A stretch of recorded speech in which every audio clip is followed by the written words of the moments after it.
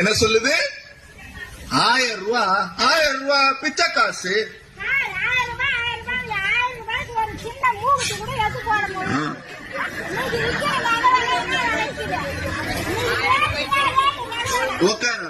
பாரு, ஆத்தாவுக்கு என்ன ஆசைன்னா 10 பவுன்ல 1000 ரூபாய்க்கு நகை கொடுத்தா தான் 1000 ரூபாய் மதிப்பேங்க. நான் ஒரு விஷயம் சொல்லட்டுமா? உங்க பேர் என்ன? மாலதி. மாலதி அம்மாவுக்கு 1000 ரூபாய் வருதா? ஒரு நிமிஷம், வருதா? மாசத்துக்கு 1000 ரூபாய். வருஷத்துக்கு எவ்வளவு? வருஷத்துக்கு எவ்வளவு? வருஷத்துக்கு எவ்வளவு?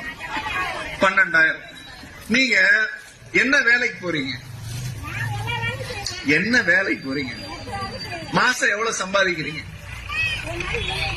ஒரு நாளைக்கு 300 ரூபாய் அவங்க சம்பாதிக்கிறாங்க. ஒரு நாளைக்கு 300 ரூபாய். 30 நாளைக்கு எவ்வளவு? 9,000 ரூபாய். 9,000 ரூபாய் நீங்க சம்பாதிக்கிறீங்க இல்லையா? ஆமா தானே? ஏன்னா 1000 ரூபாயில ஸ்லாப் இருக்கு, இவ்வளவுதான் வருமானம் இருக்கணும்னு. நீங்க தான் சொல்றீங்க 9,000 ரூபாய் சம்பாதிக்கிறேன். நாளைக்கு நிப்பாட்டினா என்னைய கேட்க கூடாது.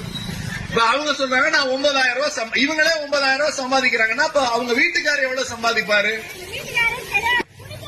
சரி, வேற அவனுடைய எண்ண ஓட்டமும் இவங்களோட எண்ண ஓட்டமும் ஒன்னா இருக்கு. 1000 ரூபாய் நிப்பாட்டுன்னு சொல்லி அத பிச்சை காசுன்னு சொல்றது பாஜக. இவங்க என்ன சொல்றாங்க? 1000 ரூபாய் வச்சு நான் என்ன பண்ணிட முடியும்னு கேக்குறாங்க. மாசம் 9,000 சம்பாதிக்கிறீங்க. இங்க எவ்வளவு பேர் 9,000 ரூபாய் சம்பாதிக்கிறோம்?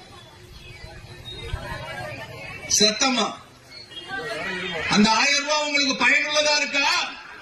கைய தூக்கி சொல்லுங்க. அந்த 1000 ரூபாய் பயனுள்ளதா இருக்கா? இந்த பாருமா, இவ்வளவு பேருக்கு பயனுள்ளதா இருக்கா? உனக்கு தான் பயனுள்ளதா இல்ல. ரேஷன் கார்டு இருக்கா? ரேஷன் கார்டு இருக்கா? அரிசி வாங்குறீங்களா? அரிசிக்கு காசு வாங்குறாங்களா? இல்ல இல்ல, அரிசி காசு இல்ல, 1000 ரூபாய் காசு எல்லாமே உங்க வீடு